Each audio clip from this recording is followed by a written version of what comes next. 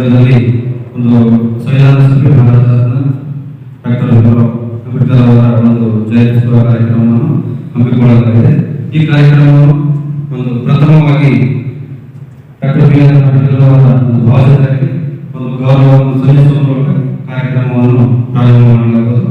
ವೇದಿಕೆ ಮೇಲಿರತಕ್ಕಂಥ ಎಲ್ಲ ಗಣ್ಯರು ಒಂದು ಪೂಜೆ ಸಲ್ಲಿಸುವ ಮೂಲಕ ಕಾರ್ಯಕ್ರಮಕ್ಕೆ ಚಾಲನೆ ನೀಡುವುದಾಗಿ ಕೇಳುತ್ತೇವೆ.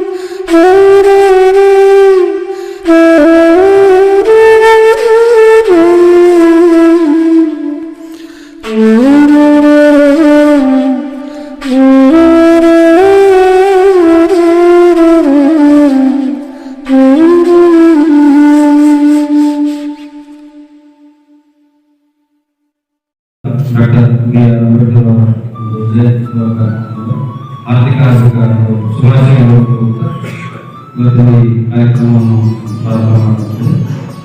ಇವತ್ತಿನ ಈ ಒಂದು ಕಾರ್ಯಕ್ರಮಕ್ಕೆ ಒಂದು ಮುಖ್ಯ ಅತಿಥಿಗಳಾಗಿ ಉದ್ದೇಶಿಸಿರ್ತಕ್ಕಂಥ ಗೌರವಾನ್ವಿತ ಸೈಯದ್ ಪ್ರಧಾನ ಸಂಸ್ಕೃತ ಇವರಿಗೆ ನಮ್ಮ ಜಿಲ್ಲಾ ಉಪಕಾರ ಸಂಘದ ವತಿಯಿಂದ ಹಾರ್ದಿಕ ಸ್ವಾಗತ. ಅವರಿಗೆ ನಮ್ಮ ಸಂಘದ ಸದಸ್ಯರಾಗಿರ್ತಕ್ಕಂಥ ಶ್ರೀ ಬಿ ಸರ್ ಅವರು ಬಂದು ಅವರಿಗೆ ಶಾಲಾ ಸ್ವಾಗತ.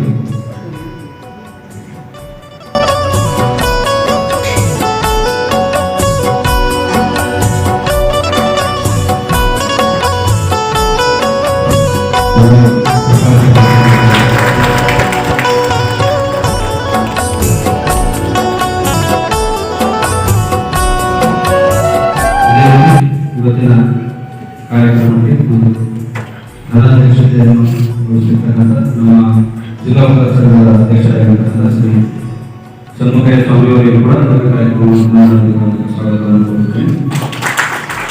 ಅವರಿಗೆ ನಮ್ಮ ಸಂಘದ ಸದಸ್ಯರಾಗಿರ್ತಕ್ಕಂಥ ಅಮೃತ ಸ್ವಾಗತ ಅವರು ಅವರಿಗೆ ಸನ್ಮಾನಿಸುವ ಮೂಲಕ ಸ್ವಾಗತ ಕೇಳಿಕೊಳ್ಳುತ್ತೇವೆ.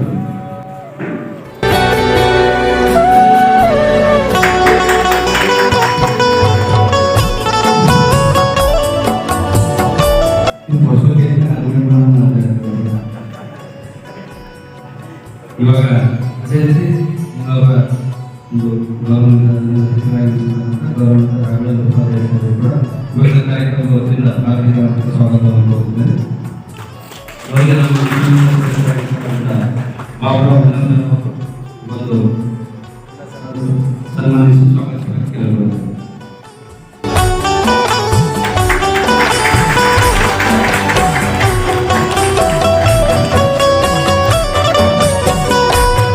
ಅದೇ ರೀತಿ ಇವತ್ತಿನ ಕಾರ್ಯಕ್ರಮಕ್ಕೆ ಅತಿಥಿಗಳಾಗಿ ಗಮನಿಸಿರ್ತಕ್ಕಂಥ ಗೌರವಾನ್ವಿತ ಡಾಕ್ಟರ್ ಸತೀಶ್ ದರ್ಬಾರೆ ಕಾರ್ಯಕ್ರಮದಿಂದ ಆರ್ಥಿಕ ಅವರಿಗೆ ನಮ್ಮ ಸದಸ್ಯರಾಗಿರ್ತಕ್ಕಂಥ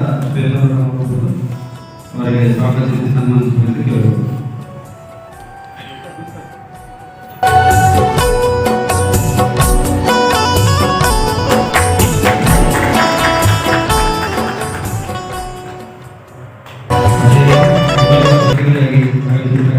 ಗೌರವಾನ್ವಿತ ಯುವ ಸೆಕ್ರೆಟರಿ ಇವರಿಗೆ ಕೂಡ ಕಾರ್ಯಕ್ರಮದ ವತಿಯಿಂದ ಹಾರ್ದಿಕ ಸ್ವಾಗತವನ್ನು ಕೋರುತ್ತೇನೆ. ಅವರಿಗೆ ನಮ್ಮ ಸಂಘದ ಸದಸ್ಯರಾಗಿರ್ತಕ್ಕಂಥ ಸಂಜೀವ್ ಕುಮಾರ್ ಸುಗಾಲ ಸರ್ ಅವರನ್ನು ಅವರಿಗೆ ಸ್ವಾಗತಿಸಿ ಸನ್ಮಾನಿಸುವಂತೆ ಕೇಳಬಹುದು.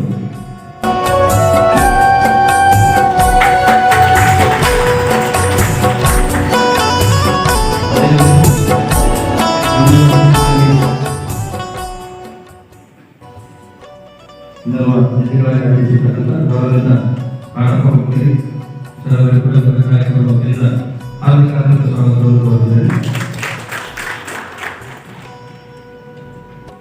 ಇವರಿಗೆ ನಮ್ಮ ಸಂಘದ ಸದಸ್ಯರಾಗಿರ್ತಕ್ಕಂಥ ಶ್ರೀ ರೇಖಾ ಸರ್ ಅವರನ್ನು ಒಂದು ಸ್ವಾಗತಿಸಿ ಸನ್ಮಾನಿಸುವಂತೆ ಕೇಳಬಹುದು.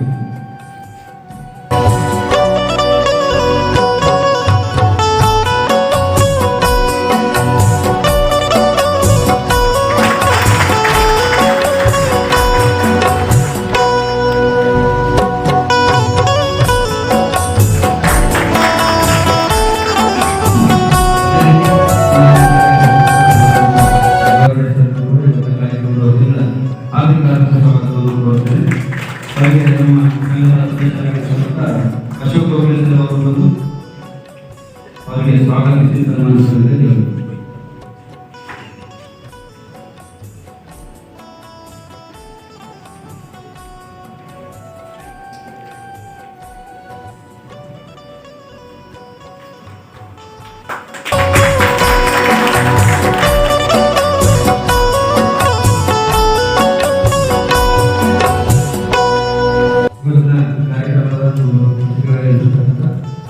ನಮ್ಮ ಸಂಘದ ಅಧ್ಯಕ್ಷರಾಗಿರ್ತಕ್ಕಂಥ ಶ್ರೀ ಶಿವಕುಮಾರ್ ಇವತ್ತಿನ ಕಾರ್ಯಕ್ರಮದ ವತಿಯಿಂದ ಹಾರ್ದಿಕ ಸ್ವಾಗತವನ್ನು ಕೋರುತ್ತೇನೆ. ಅವರಿಗೆ ನಮ್ಮ ಸಂಘದ ಸದಸ್ಯರಾಗಿರ್ತಕ್ಕಂಥ ಶ್ರೀ ರಮೇಶ್ ಅವರು ಸ್ವಾಗತಿಸಿ ಸನ್ಮಾನಿಸುವಂತೆ ಕೇಳಬಹುದು.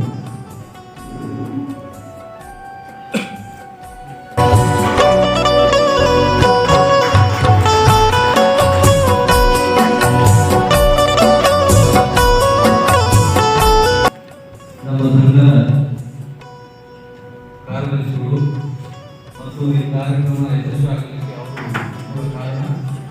ಅವರಿಗೆ ಎಲ್ಲ ಸದಸ್ಯರು ಪರವಾಗಿ ಸನ್ಮಾನ ಮಾಡಬೇಕಂತ ಕೇಳ್ಕೊಳ್ತೀನಿ. ನಾನು ಶ್ರೀ ಗೌತಮ್ ಬಜರಾಜ್ ಅವರಿಂದ ಹೂಮಾಲೆ ಮತ್ತು ಸನ್ಮಾನಿಸಬೇಕಂತ ಮಾಡ್ಕೊಳ್ತೀನಿ.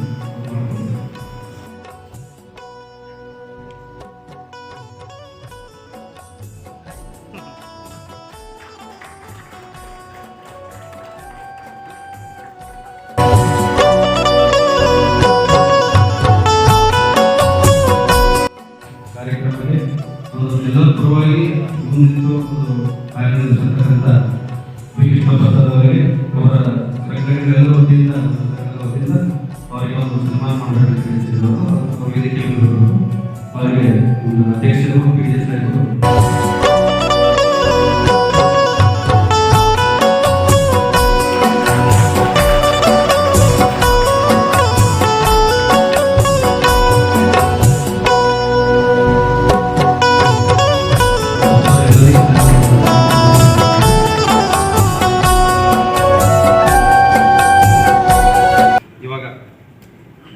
ಇವಾಗ ಇಲ್ಲಿ ಸ್ವಾಗತ ಕಾರ್ಯಕ್ರಮ ಅದೇ ರೀತಿ ಇವತ್ತು ಈ ಕಾರ್ಯಕ್ರಮಕ್ಕೆ ಆಗಮಿಸಿ ಕಾರ್ಯಕ್ರಮ ಉತ್ಸವದಲ್ಲಿರ್ತಕ್ಕಂಥ ನಮ್ಮ ಸಂಘದ ಎಲ್ಲ ಸದಸ್ಯರಿಗೂ ಮತ್ತು ಎಲ್ಲ ಸದಸ್ಯರಿಗೂ ಮತ್ತು ಸಾರ್ವಜನಿಕರಿಗೂ ಇವತ್ತಿನ ಕಾರ್ಯಕ್ರಮದ ವತಿಯಿಂದ ಹಾರ್ದಿಕ ಸ್ವಾಗತವನ್ನು ಕೋರುತ್ತೇನೆ.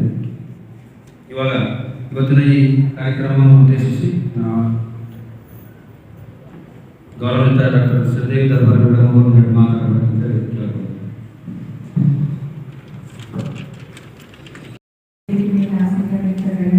ಹಾಗೂ ವೇದಿಕೆ ವಕೀಲರಾದವರಿಗೆ ಈಗ ಅಂಬೇಡ್ಕರ್ ಜಯಂತಿಯ ಶುಭಾಶಯಗಳನ್ನು ಶುಭೋದಯಗಳಂತ ಇದೀಗ ನಾವು ಡಾಕ್ಟರ್ ಬಿ ಆರ್ ಅಂಬೇಡ್ಕರ್ ಅವರ ಜನ್ಮ ದಿನಾಂಕವನ್ನು ಪ್ರತಿ ವರ್ಷ ಆಚರಿಸ್ತಾ ಬಂದಿದ್ದೀವಿ. ಅವರು 16 ಏಪ್ರಿಲ್ 1891 ಜನಿಸಿದರು.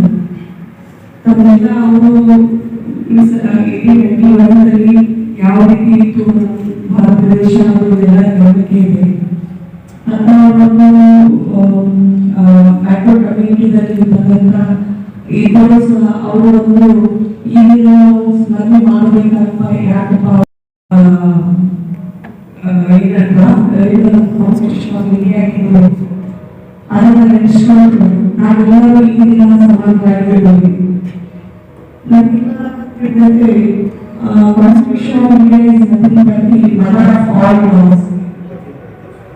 ಈ mother of all laws ಅಂದ್ರೆ ಇದು Constitution of India. ಇದು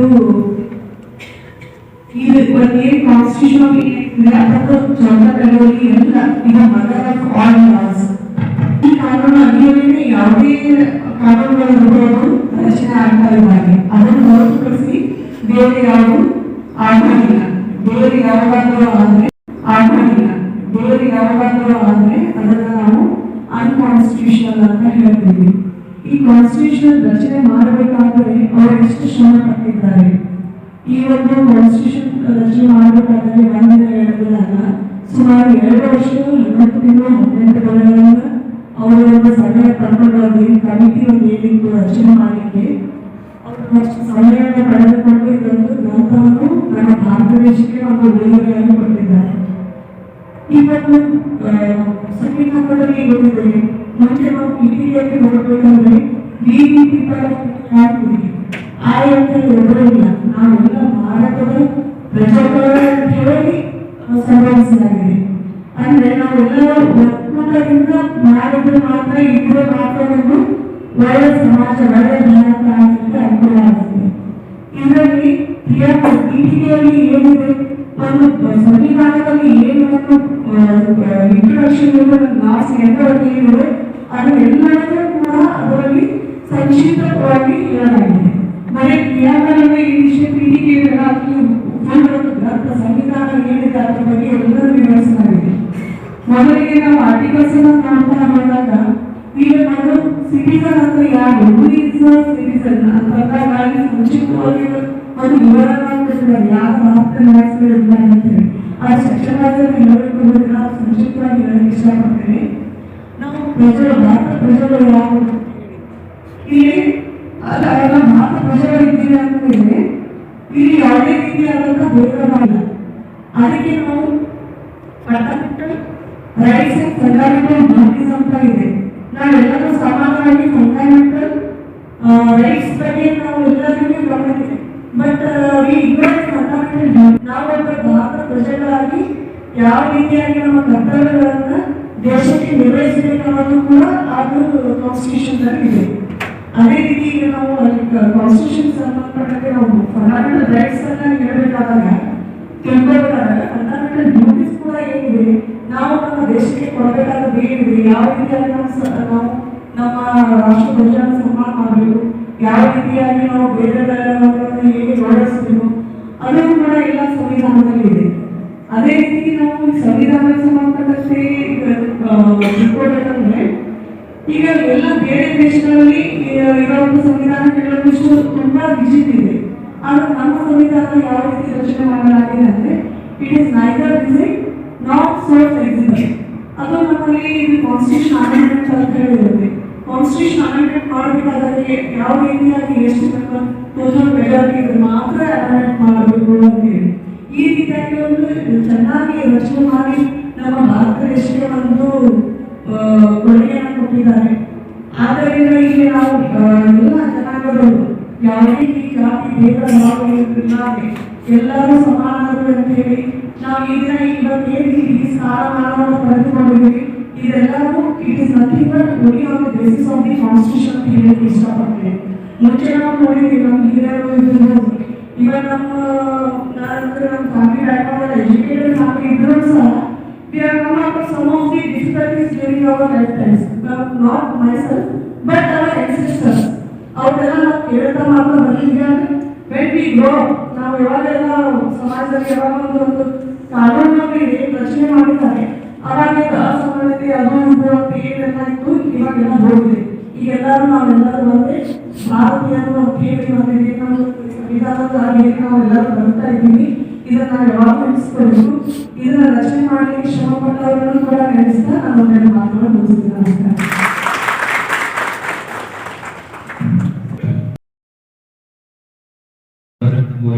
ತುಂಬಾ ಧನ್ಯವಾದಗಳು. ಇವಾಗ ಇನ್ನೊಂದು ಸಂಸ್ಥೆ ಸರ್ ಒಂದೆರಡು ಮಾತಾಡ್ತಾರೆ.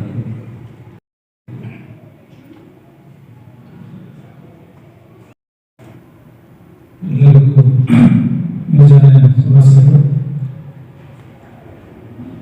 ಡಾಕ್ಟರ್ ಬಿ ಆರ್ ಅಂಬೇಡ್ಕರ್ ಅವರ 130ನೇ ಜಯಂತಿ ಅಂಗವಾಗಿ ಎಲ್ಲರೂ ಕೂಡ ಸ್ವಾಗತ ಕೋರುತ್ತೇವೆ.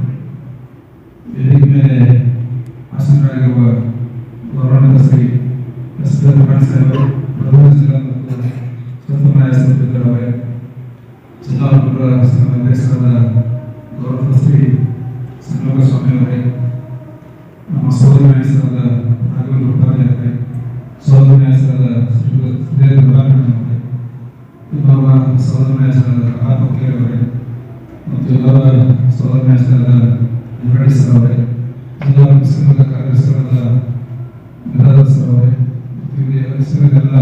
ಮತ್ತು ಎಲ್ಲ ಈ ದಿನ ನಾವು ಡಾಕ್ಟರ್ ಬಿ ಆರ್ ಅಂಬೇಡ್ಕರ್ ಅವರ 135ನೇ ಜಯಂತ್ಯೋತ್ಸವವನ್ನು ಅತಿ ಸಡಗರದಿಂದ ಸಂಭ್ರಮದಿಂದ ನಾವು ಆಚರಣೆ ಮಾಡ್ತೇವೆ.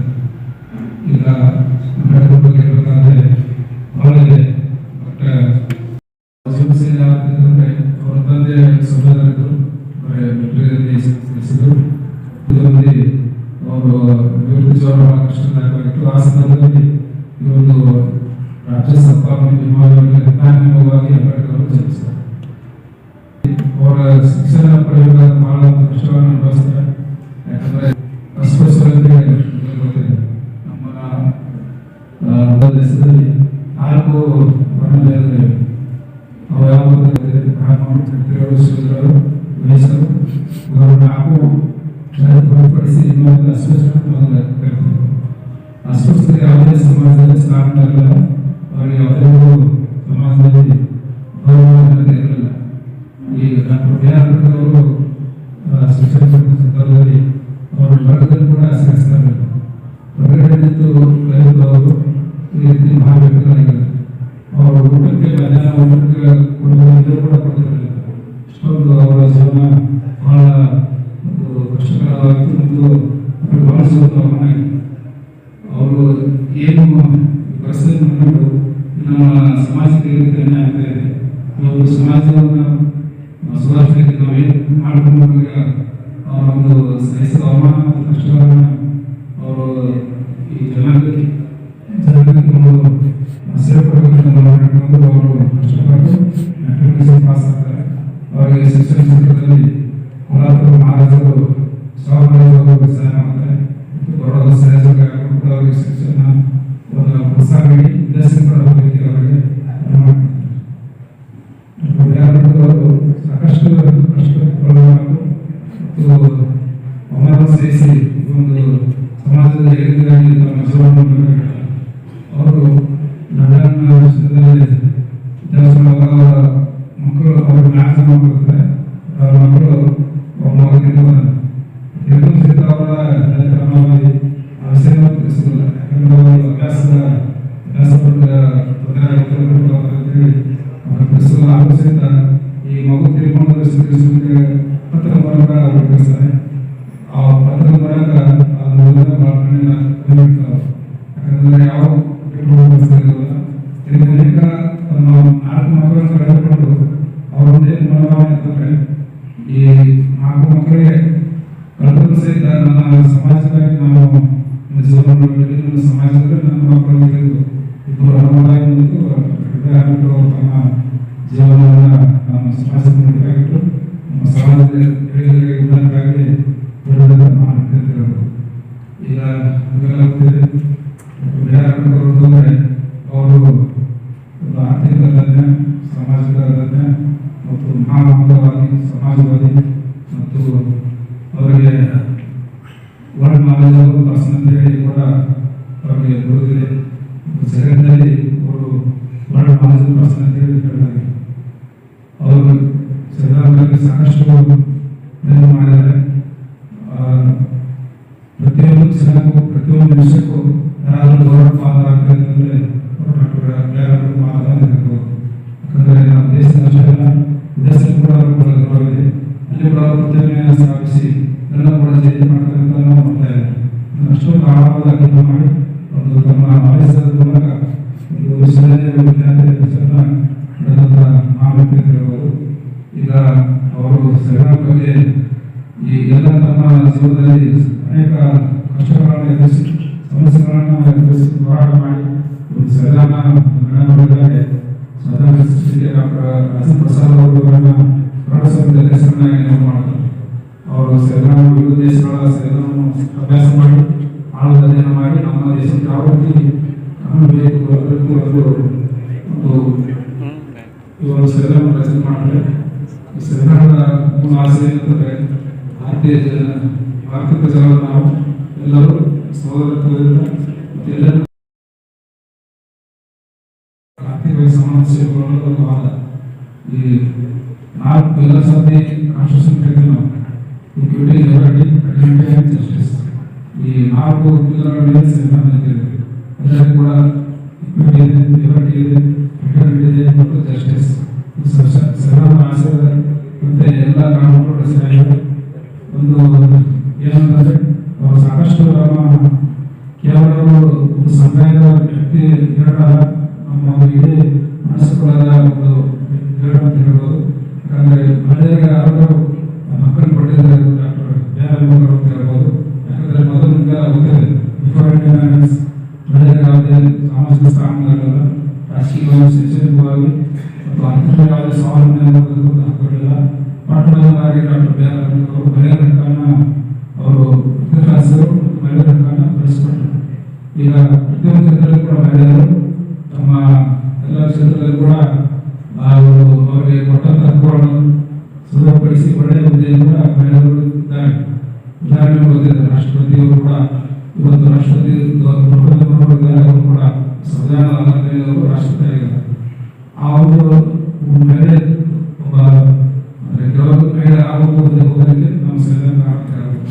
ಅದೇ ರೀತಿ ಸಾಕಷ್ಟು ಎಲ್ಲ ಒಂದು ಮಹಿಳೆಯರ ಹಕ್ಕುಗಳನ್ನಾಗಿರ್ಬೋದು, ಕಾರ್ಮಿಕ ಹಕ್ಕುಗಳನ್ನಾಗಿ ಕೂಡ ಈ ಒಂದು ಬಹಳ ಆಸಕ್ತಿ ವಹಿಸಿಕೊಂಡಿದ್ದಾರೆ.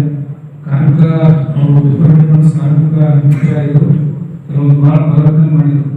ಮೊದಲೆಲ್ಲ ಬ್ರಿಟಿಷ್ ಕಾಲದಲ್ಲಿ 14 ಗಂಟೆ ಕೆಲಸ ಮಾಡಬೇಕಾಗುತ್ತೆ. 14 ಗಂಟೆಯಿಂದ 4 ಗಂಟೆ ಮಾಡಿದವರು ಮತ್ತು ಈ ಕಾರ್ಮಿಕರೇನು ಅವರಿಗೆ ಭಯ ಆಗಿದೆ. ಅದು BM ಆಗಿರ್ಬೋದು, ಪ್ರಾವಿಡೆಂಟ್ ಮತ್ತು ಅವರಿಗೆ ಮಹಿಳೆಯರಿಗೆ ಅವರಿಗೆ ಮೆಟರ್ನಿಟಿ ಅವು ಕೂಡ ತಂದಿದ್ದು ಭಯ ಹೀಗಾಗಿ ಪಾಠ ಮಾಡಿ ಅವರಿಗೂ ಕೂಡ ಸಮಾಜ ಸ್ಥಾನವನ್ನು ಅವರಿಗೆ ಸಾಕಷ್ಟು ಶ್ರಮಿಸಿದ್ದಾರೆ. ಅವರು ಕೇವಲ ಒಬ್ಬ ಸಮಯದ ವ್ಯಕ್ತಿಯಲ್ಲ, ಅವರು ಇಡೀ ಒಂದು ಮನಸ್ಸುಗಳಿಗೆ ಅವರ ಒಂದು ಕೊಡುಗೆ ಬಹಳ ಅಪಾರ ಇದೆ. ಅದರಿಂದ ನಾವು ಅವ್ರನ್ನ ಎಷ್ಟು ಗಮನಿಸಿದ್ರು ಸಾಲದು. ಈಗ ಹೆಚ್ಚಿಗೆ ಮಾತಾಡೋ ಸಮಯ ಬಂದಿದೆ. ಈಗ ಅವರೊಂದು ಲಂಡನ್ ವಿಶ್ವವಿದ್ಯಾಲಯದಲ್ಲಿ ಲಾರ್ಡ್ ಕಾರ್ನ್ವಾಲಿಸ್ ನಿಮಗೆಲ್ಲ ಗೊತ್ತಿದೆ. ಅವರ ಜೊತೆ ಪ್ರತಿಭೆ ಇದೆ. ಅಂದರೆ ಇಷ್ಟೊಂದು ಅವರು ಆವಾಗ ಒಂದು ಅಧ್ಯಯನ ಮಾಡೋದ್ರ ಮೂಲಕ ನಾಲೆಜ್ ಪಡೆಯೋದ್ರ ಮೂಲಕ ಅವರ ಒಂದು ಗೌರವ ಸಿಗ್ತಾರೆ. ಆಮೇಲೆ ಬೇರೆ ವಿಶ್ವವಿದ್ಯಾಲಯ ಕೂಡ ಅಲ್ಲಿ 50 ಅಂದರೆ ES ಆಗಿ ಸರ್ವಿಸ್ ಮಾಡಿದಾಗ ಈಗ ಅಂಬೇಡ್ಕರ್ ಅವರು ಆ ಒಂದು ಕ್ಯಾಂಪಸ್ ವಿಶ್ವವಿದ್ಯಾಲಯದಲ್ಲಿ ಒಳ್ಳೆಯ ವಿದ್ಯಾರ್ಥಿಗಳು ಕೂಡ ಅವರಿಗೆ ಪ್ರೋತ್ಸಾಹ ಕೊಟ್ಟಿದ್ದಾರೆ. ಈ ರೀತಿ ಅನೇಕ ಜನಕ್ಕೂ ಸಮಾಜಕ್ಕೂ ಪ್ರತಿ ವಿಷಯಕ್ಕೂ ಕೂಡ ಗೌರವ ಪಾತ್ರರಾದ ವ್ಯಕ್ತಿಯಲ್ಲಿ ಸಂದರ್ಭದಲ್ಲಿ ಇನ್ನೂ ಸಾಕಷ್ಟು ಮಾತನಾಡಲ್ಪಟ್ಟ ಸಮಯವಾಗಿದೆ. ಈ ಒಂದು ಅವಕಾಶ ಕೊಟ್ಟಿದ್ದಕ್ಕಾಗಿ ಎಲ್ಲರಿಗೂ ವಂದಿಸಿ ನಮ್ಮೆಲ್ಲರೂ ಮಾಡ್ಕೊಳ್ತೇನೆ.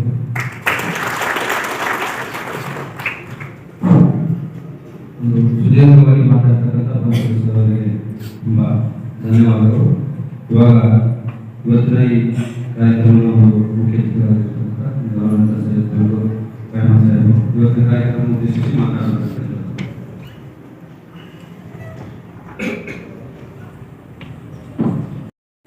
ಎಲ್ಲರಿಗೂ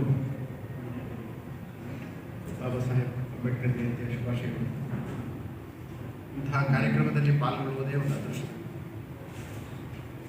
ನನಗಂತೂ ಅರಿವಿದೆ, ನನ್ನ ಮುಂದೆ ಇರೋದು ಎಲ್ಲರನ್ನು ಲಾ ಗ್ರಾಜ್ಯುಯೇಟ್ ಲೀಗಲ್ ಲ್ಯೂಮಿನರೀಸ್. ಕಾರಣ ಕಾನ್ಸ್ಟಿಟ್ಯೂಷನ್ ಬಗ್ಗೆ, ಅದರ ವಿಶೇಷತೆ ಬಗ್ಗೆ, ಅದನ್ನು ರಚನೆ ಮಾಡಿದ ಬಗ್ಗೆ ಹೇಳುವಂಥ ಅಥವಾ ಹೇಳುವಂಥ ಆಡಿಯನ್ಸ್ ನೀವಲ್ಲ. ಯಾಕಂತಂದರೆ ನೀವು ನಾವು ಎಲ್ಲರೂ ಕಾನೂನು ವಿದ್ಯಾರ್ಥಿಗಳು. ನಮಗೆಲ್ಲರಿಗೂ ಕಾನೂನು ಅಭ್ಯಾಸ ಮಾಡಬೇಕಾದ್ರೆ ನಮ್ಮ ಪ್ರಾಧ್ಯಾಪಕರು, ಪ್ರೊಫೆಸರ್ಸು ಹೇಳ್ಕೊಡ್ತಾ ಇದ್ದೀವಿ ಒಂದೇ ವಿಚಾರ ಏನಂತಂದರೆ, ನಾವೆಲ್ಲರೂ ಈಗ ಲಾ ಪ್ರೊಫೆಷನಲ್ಸ್ ಆಗಿ, ಲಾ ಡಿಗ್ರಿ ಹೋಲ್ಡರ್ಸ್ ಆಗಿ ಕೊನೆಯವರೆಗೂ ನಾವು ವಿದ್ಯಾರ್ಥಿಗಳಾಗಿರಲೇಬೇಕು. ಯಾವತ್ತೂ ನಾವು ಪರಿಪೂರ್ಣ ಅಲ್ಲ. ನಿಮಗೆಲ್ಲರಿಗೂ ಗೊತ್ತಿದೆ, ಪ್ರತಿದಿನ ನಾವು ಅಭ್ಯಾಸ ಮಾಡಿದ್ರೂ ಇನ್ನೂ ತಿಳಿಯೋದಂಥದ್ದು ಇದ್ದೇ ಇರ್ತದೆ. ಪ್ರತಿದಿನ ಹೊಸದು ತಿಳ್ಕೊಳ್ಳುವಂಥದ್ದು ಕಾನೂನಲ್ಲಿ ಇದ್ದೇ ಇದೆ. ಆದರೆ ನಮ್ಮ ಪ್ರಕಾಶ್ ಅವರು ಹೇಳ್ತಾ ಇದ್ರು, ಬಾಬಾ ಸಾಹೇಬ್ ಬಗ್ಗೆ ಎಷ್ಟು ಹೇಳಿದ್ರು ಸಾಕು. ಅವರೆಲ್ಲರೂ ಹೇಳ್ತಾ ಇದ್ರು, ಈಗ ಸಂವಿಧಾನದ ಪ್ರತಿಯೊಂದು ಆರ್ಟಿಕಲ್, ಪ್ರತಿಯೊಂದು ಪದ ಅದರಲ್ಲಿ ಇನ್ಸರ್ಟ್ ಮಾಡಬೇಕಾದ್ರೆ ಅದರದೇ ಆದ ಹಿಸ್ಟ್ರಿ ಇದೆ. ನೀವು ಸಂವಿಧಾನ ರಚನೆ ಮಾಡಬೇಕಂದ್ರೆ ಕಾನ್ಸ್ಟಿಟ್ಯೂಯೆಂಟ್ ಅಸೆಂಬ್ಲಿಯಲ್ಲಿ ಡಿಸ್ಕಷನ್ ಏನೆಲ್ಲ ನಡೀತು, ಯಾವ ಪದ ಇನ್ಸರ್ಟ್ ಮಾಡೋದಕ್ಕೆ, ಒಂದೊಂದು ಪದ ತೆಗೆದುಕೊಂಡು ಅದನ್ನು ಇನ್ಸರ್ಟ್ ಮಾಡೋದಕ್ಕೆ ಸಾಕಷ್ಟು ಚರ್ಚೆಗಳಾಗಿದ್ದಾವೆ. ನೀವು ಆ ಪುಸ್ತಕವನ್ನು ನೀವು ಅಧ್ಯಯನ ಮಾಡ್ತಾ ಹೋದರೆ ನಿಜವಾಗ್ಲೂ ಅದರ ಒಂದು ಪದಾನ ಅಲ್ಲಿ ತಗೊಂಡೋಗಿ ಆ ಕಾನ್ಸ್ಟಿಟ್ಯೂಷನ್ ಒಂದು ಲೈನಲ್ಲಿ ಅದನ್ನ ಇನ್ಸರ್ಟ್ ಮಾಡಬೇಕಂತಂದ್ರೆ ಯಾಕೆ ಮಾಡಬೇಕು ಅನ್ನೋದ್ರ ಬಗ್ಗೆ ಎಷ್ಟು ಚರ್ಚೆ ನಡೆದಿದೆ ಅಂತಂದರೆ, ನಿಜವಾಗ್ಲೂ ನಾವು ಗಂಟೆಗಟ್ಟಲೆ, ದಿನಗಟ್ಟಲೆ, ತಿಂಗಳುಗಟ್ಟಲೆ ಮಾತಾಡೋದು ಸಾಲದು, ಅಷ್ಟು ಶ್ರಮ ವಹಿಸಿದ್ದಾರೆ. ಆದರೆ ಮುಖ್ಯವಾದ ವಿಚಾರ ಅಂತಂದರೆ, ಅವರೆಲ್ಲ ಶ್ರಮ ಪಟ್ಟಿದ್ದಾರೆ, ಅದರ ಪ್ರತಿಫಲನ ನಾವು ತೆಗೆದುಕೊಳ್ತಾ ಇದ್ದೀವಿ. ನಾವು ಆ ಸಂವಿಧಾನಕ್ಕೆ, ಆ ಗ್ರಂಥಕ್ಕೆ, ರಚನೆಕಾರರಿಗೆ ನಾವು ಎಷ್ಟು ಮಟ್ಟಿಗೆ ನ್ಯಾಯ ಮಾಡ್ತಾ ಇದ್ದೀವಿ ಅನ್ನೋದೇ ಬಹಳ ಮುಖ್ಯ. ನಿಮಗೆಲ್ಲರಿಗೂ ಗೊತ್ತಿದೆ, ಆರ್ಟಿಕಲ್ 17 ಕಾನ್ಸ್ಟಿಟ್ಯೂಷನಲ್ಲಿ ಅದನ್ನು ಅಳವಡಿಸ್ಕೋಬೇಕಾದ್ರೆ ಏನು ಕಾರಣ ಅಂತ ಹೇಳ್ಬಿಟ್ಟು ಎಲ್ಲರಿಗೂ ನಿಮಗೆಲ್ಲ ಗೊತ್ತಿದೆ. ಅಸ್ಪೃಶ್ಯತೆ ಹೊಸದಲ್ಲ. ಆದರೆ ಅದನ್ನು ಒಂದು ನಮ್ಮ ಕಾನ್ಸ್ಟಿಟ್ಯೂಷನಲ್ಲಿ ಅಳವಡಿಸ್ಕೋಬೇಕಂತಂದರೆ ಯಾಕೆ ಅಗತ್ಯ ಬಂತು ಅಂತ ನಾವು ಹೇಳಬೇಕಂತಂದರೆ ಬಾಬಾ ಸಾಹೇಬರ ಸ್ವಂತಹ ಅವರ ಜೀವನದಲ್ಲಿ ಅವರು ಅನುಭವಿಸಿದಂಥ ಕಷ್ಟಗಳು ಮತ್ತು ಅವರ ಅನುಭವ ಇದೆಲ್ಲ ಕಾನ್ಸ್ಟಿಟ್ಯೂಷನ್ ಅನ್ಟಚಬಿಲಿಟಿ ಅಬಾಲಿಷ್ ಮಾಡಬೇಕು ಅಂತ ಇನ್ಸರ್ಟ್ ಮಾಡಿದಂಥ ವಿಶೇಷವಾದ ಅದು ಒಂದು ಆರ್ಟಿಕಲ್. ಆದರೆ ನಾವೆಲ್ಲ ಪ್ರಶ್ನೆ ಮಾಡಬೇಕಾಗಿರೋದು ಒಂದೇ, ಸಂಪೂರ್ಣವಾದ ಅದರ ಉದ್ದೇಶ ಈಡೇರಿದೆಯಾ ಅಂತ. ಮೇಲ್ನೋಟಕ್ಕೆ ನಾವೆಲ್ಲ ನೋಡ್ತಾ ಇದ್ದರೆ ನಗರ ಪ್ರದೇಶಗಳಲ್ಲಿ ನಾವು ನಮ್ಮ ಕಣ್ಣಿಗೆ ಕಾಣುವಂಥದ್ದು ನಾವು ಒಂದೇ ಅನಿಸುತ್ತೆ.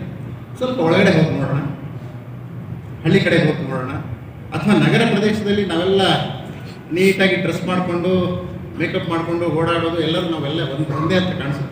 ಸ್ವಲ್ಪ ನಮ್ಮ ಫ್ಯಾಮಿಲಿಗಳಲ್ಲಿ ಒಳಗಡೆ ಹೋಗಿ ನೋಡೋಣ, ಹೋಗಿದೆಯಾ? ನಿಜವಾಗ್ಲೂ ನಮ್ಮ ಎದೆಯನ್ನು ನಾವು ಮುಟ್ಟಿ ನೋಡ್ಕೊಳ್ಳೋಣ, ನಮ್ಮನ್ನು ನಾವೇ ಪ್ರಶ್ನೆ ಮಾಡ್ಕೊಳ್ಳೋಣ, ಸಂಪೂರ್ಣವಾಗಿ ಹೋಗಿದೆಯಾ ಅನ್ಟಚಬಿಲಿಟಿ? ಎಲ್ಲೋ ಒಂದು ಕಡೆ ನಾವು ಒಂದು ಹಂತಕ್ಕೆ ಯಶಸ್ಸು ಕಂಡಿದ್ದೀವಿ, ಒಂದು ಹಂತಕ್ಕೆ. ಆದರೆ ಸಂವಿಧಾನ ರಚನಾಕಾರರ ಏನು ಉದ್ದೇಶ ಇತ್ತು ಸಂಪೂರ್ಣವಾಗಿ ಖಂಡಿತವಾಗ್ಲೂ ನಾನು ಹೇಳ್ತೀನಿ ಈಡೇರಿ. ಎಷ್ಟು ಉದಾಹರಣೆಗಳು ಬೇಕು ನಿಮಗೆ? ಪ್ರತಿದಿನ ಪ್ರತಿ ಕ್ಷಣ ಅದು ಆಗ್ತಾನೇ, ಅನ್ಟಚಬಿಲಿಟಿ ಅನ್ನೋದು ಕಣ್ಣಿಗೆ ಕಾಣ್ತಾನೇ ಇದೆ. ಪ್ರತಿದಿನ ಬೇಕಾದಷ್ಟು ಪ್ರಕರಣಗಳು ನಮ್ಮ ಕಣ್ಣು ಮುಂದೆ ಬರ್ತಾನೆ ಇದೆ. ಗಾಂಧೀಜಿಯವ್ರು ಹೇಳ್ತಾ ಇದ್ರು, ನಿಮ್ಗೆಲ್ಲರಿಗೂ ಗೊತ್ತಿದೆ, ಗಾಂಧೀಜಿಯವರು ರಾತ್ರಿ ಹೆಣ್ಮಗು 12 ಗಂಟೆಗೆ ಓಡಾಡಿದ ತಕ್ಷಣ ನಿಜವಾದ ಸ್ವಾತಂತ್ರ್ಯ ಬಂತು ಅಂತ ಹೇಳ್ಬಿಟ್ಟು. ನಿಜವಾಗ್ಲೂ ಕಾನ್ಸ್ಟಿಟ್ಯೂಷನ್, ಈ ಸಂವಿಧಾನದ ಆಶಯ ಸಂಪೂರ್ಣವಾಗಿ ಈಡೇರಿದೆ ಅನ್ಬೇಕಂತಂದ್ರೆ ಅದರಲ್ಲಿ ಇರುವಂಥ ಪ್ರತಿಯೊಂದು ಉದ್ದೇಶ ಈಡೇರ್ಬೇಕಂತಂದ್ರೆ ನಮ್ಮ ಮನಸ್ಸಿಂದ ಮಾತ್ರ ಸಾಧ್ಯ. ಅದು ನಮ್ಮ ಮನಸ್ಸಿಂದ ಬರಬೇಕು. ಹೌದು, ನಮ್ಮದೆಲ್ಲ ಜಾತಿ ವ್ಯವಸ್ಥೆ ಒಳ್ಳೆಯದಕ್ಕೆ ತಪ್ಪಿಲ್ಲ. ಆದರೆ ನಾವು ಅದರಿಂದಲೇ ಹಿಂದೆ ಉಳಿಬೇಕಾ? ಇರಲಿ, ನಮ್ಮದು 100 ಧರ್ಮಗಳಿದ್ದಾವೆ, 100 ಜಾತಿಗಳಿದ್ದಾವೆ, ನಂದು ಒಂದು ಧರ್ಮ, ನಿಮ್ಮದು ಒಂದು ಧರ್ಮ. ಹೌದು, ನಮ್ಮ ಮನೆಯ ಒಳಗೆ ಅಲ್ಲಿರೋವರೆಗೆ ಮಾತ್ರ ಧರ್ಮ ಒಳ್ಳೆಯದು. ಯಾಕಂತಂದರೆ ಯಾವ ಧರ್ಮನೂ ಕೂಡ ಕೆಟ್ಟದ್ದು ಮಾತ್ರ ಖಂಡಿತವಾಗ್ಲೂ ಕಳಿಸೋದಿಲ್ಲ, ಒಳ್ಳೆಯದೇ ಕಳಿಸೋದು. ಆದರೆ ನಾವೇನು ಮಾಡ್ತಾ ಇದ್ದೀವಿ, ಆ ಧರ್ಮವನ್ನು ನಾವು ಹಿಂದೆ ಇಟ್ಕೊಂಡು, ಆ ಜಾತಿನ ಹಿಂದೆ ಇಟ್ಕೊಂಡು ಯಾರು ಹಿಂದುಳಿದಿದ್ದಾರೋ ಅಥವಾ ಅಶಕ್ತ ಅವ್ರಿಗೆ ಕೈಯಲ್ಲಿ ಏನು ಮಾಡೋಕ್ಕೆ ಆಗುವಂಥ ಪರಿಸ್ಥಿತಿ ಇಲ್ವೋ ಅಂಥವ್ರನ್ನ ನಾವು ಶೋಷಣೆ ಮಾಡ್ತಾ ಹೋಗ್ತಾರೆ. ಇನ್ನೊಂದು ನಾವು ಮುಖ್ಯವಾಗಿ ತಿಳ್ಕೊಳ್ಬೇಕಾದ ವಿಚಾರ, ನಮ್ಮ ಸಮಾಜ ಎಷ್ಟು ಗಟ್ಟಿಯಾಗಿದೆ ಅಂತ ನಾವು ತಿಳ್ಕೊಬೇಕಾದ್ರೆ ನಮ್ಮಲ್ಲಿ ಯಾವ್ಯಾವ ವಿಚಾರದಲ್ಲಿ ಕಾನೂನುಗಳನ್ನು ರಚನೆ ಮಾಡ್ತಾ ಇದ್ದೀವಿ ಅನ್ನೋದನ್ನೇ ತೋರಿಸುತ್ತೆ ಅಂತ ಹೇಳ್ತಾರೆ. ಈಗ ಅನ್ಟಚಬಿಲಿಟಿನ ಅಬಾಲಿಷ್ ಮಾಡಬೇಕು, ಅದನ್ನು ರಕ್ಷಣೆ ಮಾಡಬೇಕು ಅನ್ನೋ ಉದ್ದೇಶದಿಂದ ನಿಮಗೆಲ್ಲರಿಗೂ ಗೊತ್ತಿದೆ ಅಟ್ರಾಸಿಟೀಸ್ ಆ್ಯಕ್ಟ್ ಬಂತು. ಯಾಕೆ ಬೇಕಾಗಿತ್ತು? ಅದು ಯಾಕೆ ಬೇಕಾಗಿತ್ತು? ನಮ್ಮ ಸಂವಿಧಾನ, ಇದು ನಮ್ಮ ಕಾನೂನು ರಚನೆ ಮಾಡೋರಿಗೆ ಅದರ ಅಗತ್ಯ ಇದೆ ಅಂತ ಅನಿಸ್ತು. ಇದಿಲ್ಲ ಅಂತಂದರೆ ನಮಗೆ ರಕ್ಷಣೆ, ದಲಿತರಿಗೆ ರಕ್ಷಣೆ ಇಲ್ಲ, ಶೋಷಣೆ ಜಾಸ್ತಿ ಆಗುತ್ತೆ, ಕಠಿಣವಾದ. ನಿಜವಾಗ್ಲೂ ನೀವು ಸೂಕ್ಷ್ಮವಾಗಿ ಗಮನಿಸಿ, ಅಟ್ರಾಸಿಟೀಸ್ ಆ್ಯಕ್ಟ್ನ ಸೂಕ್ಷ್ಮವಾಗಿ ನೀವು ಓದಿ, ಅದರಂಥ ಕಠಿಣವಾದ ಕಾನೂನು ಮತ್ತೊಂದು ಯಾಕೆ ಮಾಡಬೇಕಾಗಿತ್ತು? ಅಷ್ಟೊಂದು ಕಠಿಣವಾದ ಕಾನೂನು ಯಾಕೆ ಮಾಡಬೇಕಾಗಿತ್ತು ಅಂತಂದರೆ, ಕಾನೂನು ಇಲ್ಲದೆ ರಕ್ಷಣೆ ಇಲ್ಲ ಅಂತ ಅನಿಸಿರೋದ್ರಿಂದನೇ ಆ ಕಾನೂನು ಬಂದಿದೆ. ಅದರ ಅರ್ಥ ಕಾನೂನು ಇಲ್ಲ ಅಂತಂದರೆ ಶೋಷಣೆ ಜಾಸ್ತಿ ಆಗುತ್ತೆ ಅನ್ನೋದು ಅರ್ಥ. ಅದರ ಇನ್ನೊಂದು ಮುಖವನ್ನು ನಾವು ನೋಡೋಣ.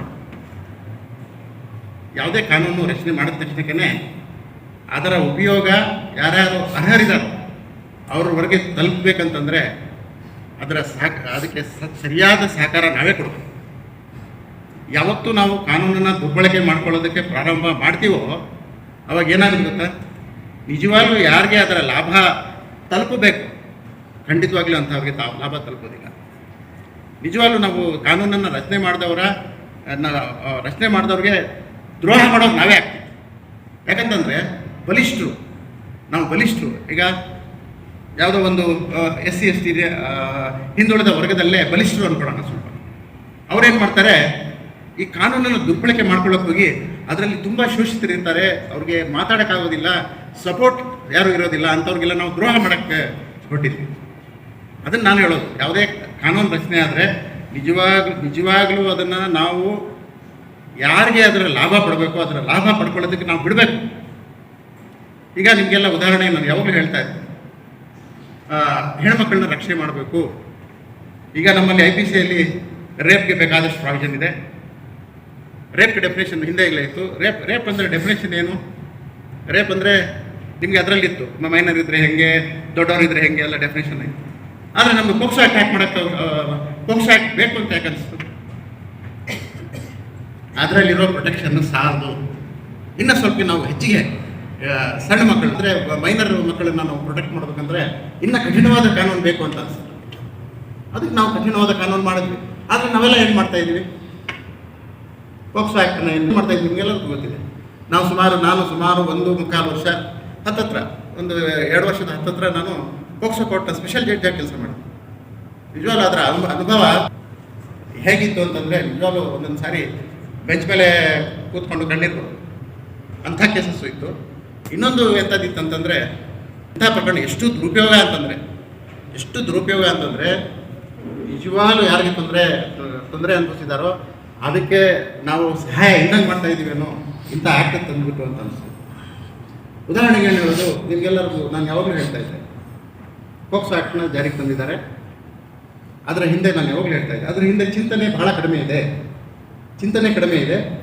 ಅಬ್ರಪ್ಟಾಗಿ ನಾವು ಏನೋ ಮಾಡಬೇಕು ಅಂತ ಹೇಳ್ಬಿಟ್ಟು ಪಟ್ಟಂತ ಮಾಡಿದ್ವಿ. ಚಿಂತನೆ ಅದರಲ್ಲಿ ಹೋಗಿಲ್ಲ. ಯಾಕೆ ಚಿಂತನೆ ಹೋಗಿಲ್ಲ ಅಂತಂದರೆ, ಈಗ ನೋಡಿ, ಪೋಕ್ಸೋ ಆ್ಯಕ್ಟು ಇಬ್ಬರು ಯುವಕರು ಪ್ರೀತಿ ಮಾಡಿ ಓಡೋಗೋದ್ರಲ್ಲೂ ಡಿಫ್ರೆನ್ಷಿಯೇಟ್ ಮಾಡಲ್ಲ.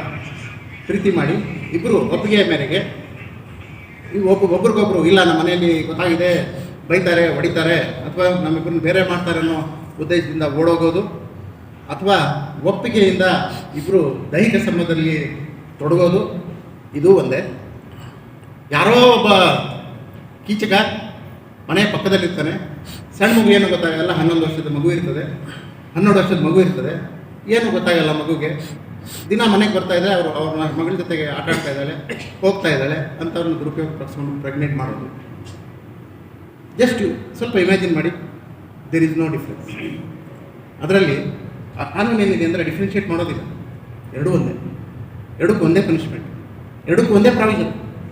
ನಾನು ಅದಕ್ಕೆ ಹೇಳ್ತಾ ಇದ್ದೆ, ಇದರಲ್ಲಿ ನಿಜವಾಗ್ಲೂ ಕಾನೂನು ಮಾಡಬೇಕಾದ್ರೆ ಚಿಂತನೆ ಹೋಗಿಲ್ಲ. ಇದು ಲವ್ ಅಫೇರ್, ಓಕೆ, ವಯಸ್ಸಿಗೆ ಕಡಿಮೆ ಇದ್ದರೆ ಕನ್ಸೆಂಟ್ ಇಸ್ ನಾಟ್ ಮೆಟೀರಿಯಲ್ ಅಂತ ಹೇಳ್ತಾರೆ, ಆಯಿತು. ಕನ್ಸೆಂಟ್ ಇಸ್ ನಾಟ್ ಮೆಟೀರಿಯಲ್ ಆಯಿತು, ಪ್ರಾವಿಷನ್ಸ್ ಇರಬೇಕಾಯಿತು, ಅದರಲ್ಲಿ ಸಬ್ಸೆಕ್ಷನ್ಸ್ ಇರಬೇಕಾಗಿತ್ತು, ಲವ್ ಅಫೇರ್ಸ್ನ ಡಿಫ್ರೆನ್ಷಿಯೇಟ್ ಮಾಡಬೇಕಾಗಿತ್ತು. ನಾನು ಹೇಳಿದ್ನಲ್ಲ, ಅಂಥದ್ದನ್ನು ಇನ್ನೂ ಸ್ವಲ್ಪ ಗ್ರಾವಿಟಿ ಜಾಸ್ತಿ ಮಾಡಿದ್ರು ತೊಂದರೆ. ಇದೇ ಪರ್ಪಸ್ಗೆ ಹೇಳ್ತಾ ಇದ್ದೀನಿ. ಇವತ್ತು ಕೂಡ ನಾವು ಕಾನೂನನ್ನು ಉಪಯೋಗ ಮಾಡ್ಕೊಳ್ಳೋದು ಕಲ್ತ್ಕೊಳ್ಳೋಣ. ಶೋಷಿತರಿಗೆ ಸಹಾಯ ಮಾಡೋದು ನಮ್ಮ ಕೈಯಲ್ಲಿ. ದಯಮಾಡಿ ಯಾವುದೇ ಕಾರಣಕ್ಕೂ ಒಳ್ಳೆಯ ಉದ್ದೇಶದಿಂದ ಮಾಡಿರುವ ಕಾನೂನನ್ನು ದುರುಪಯೋಗ ಮಾಡ್ಕೊಳ್ಳೋದಕ್ಕೆ, ಯಾಕಂದರೆ ನಿಮ್ಮ ಕೈಯಿಂದನೇ ಸಾಧ್ಯ. ನೋಡಿ, ಬಾಬಾ ಸಾಹೇಬ್ ಅಂಥ ಮಹಾನುಭಾವರ ನಾವು ಅವರ ಹೆಸರು ತಗೊಳ್ಳೋದು ಕೂಡ ನಮ್ಮ ಅದೃಷ್ಟ.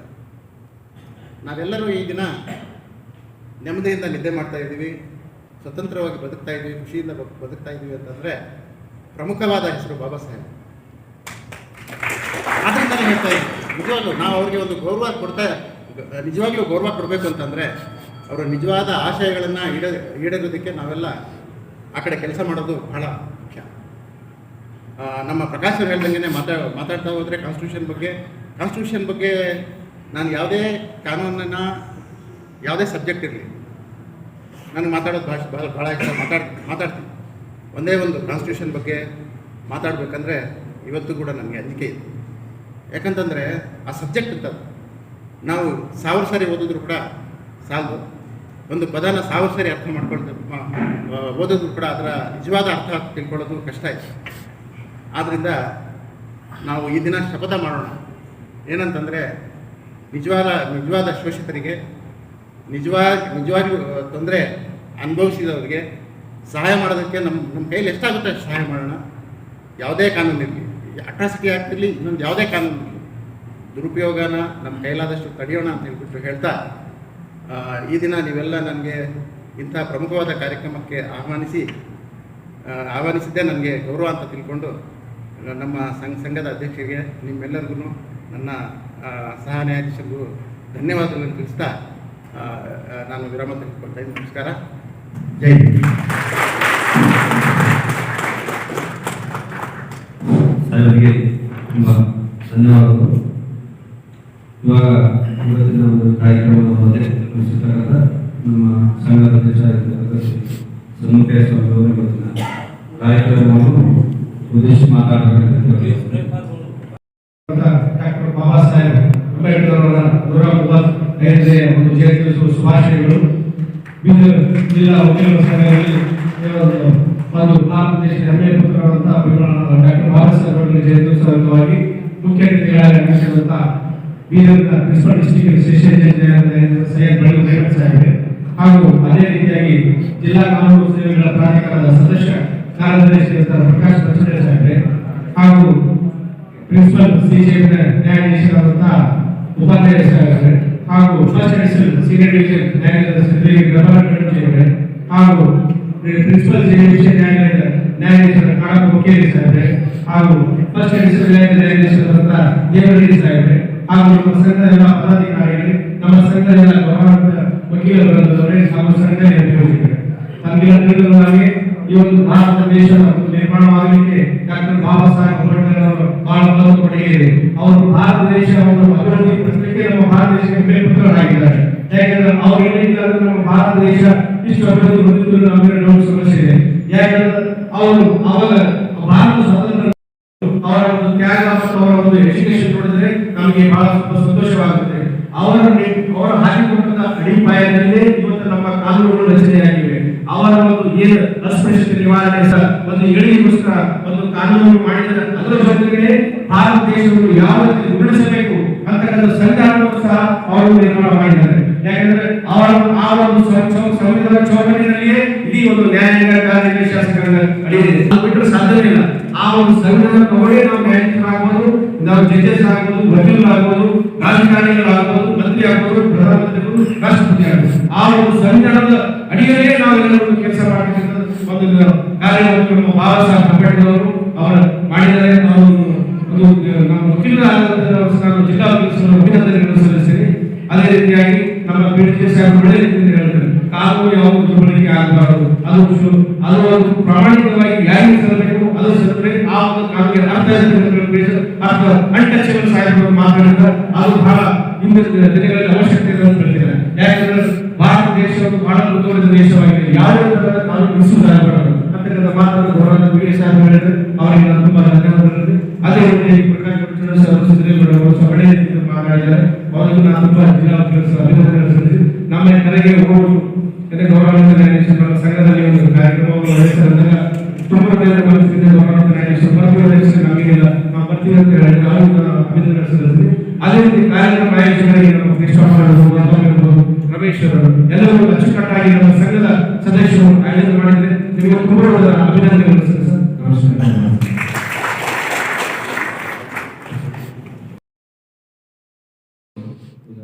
ಉದಾಹರಣೆ ಕಾರ್ಯಕ್ರಮ ಇದನ್ನು ಶಾರದೆಯ ಈ ವೇದಿಕೆ ಮೇಲಿರ್ತಕ್ಕಂಥ ಎಲ್ಲ ಗೌರವಾನ್ವಿತರಿಗೂ ಮತ್ತು ವೇದಿಕೆ ಮುಂಭಾಗದಲ್ಲಿರ್ತಕ್ಕಂಥ ಎಲ್ಲ ಗೌರವಾನ್ವಿತರಿಗೂ ಇವತ್ತಿನ ಕಾರ್ಯಕ್ರಮದ ವತಿಯಿಂದ ತುಂಬಾ ಧನ್ಯವಾದಗಳನ್ನು ಸಲ್ಲಿಸಿ ಈ ಕಾರ್ಯಕ್ರಮವನ್ನು ಮುಕ್ತಾಯಗೊಳಿಸಲಾಗುವುದು. ದಯವಿಟ್ಟು ಪ್ರಸಾದ ವ್ಯವಸ್ಥೆ ಮಾಡಿ ಪ್ರಸಾದ ತೆಗೆದುಕೊಂಡು ಹೋಗಬಹುದು. ಇವತ್ತಿನ ಈ ಪ್ರಸಾದ ಒಂದು ವ್ಯವಸ್ಥೆಯ ಒಂದು ಚಾಲನೆಯನ್ನು ಪ್ರಧಾನ ಜಿಲ್ಲಾ ನ್ಯಾಯಾಧೀಶರು ಮತ್ತು ಪ್ರಧಾನ ಸೀನಿಯರ್ ಸಿವಿಲ್ ಜಜ್ ಆಗಿರ್ತಕ್ಕಂಥ ನಾಗೇಂದ್ರ ಸರ್ ಅವರು ಚಾಲನೆ ಕೊಡಬೇಕಂತ ಕೇಳ್ಬೋದು.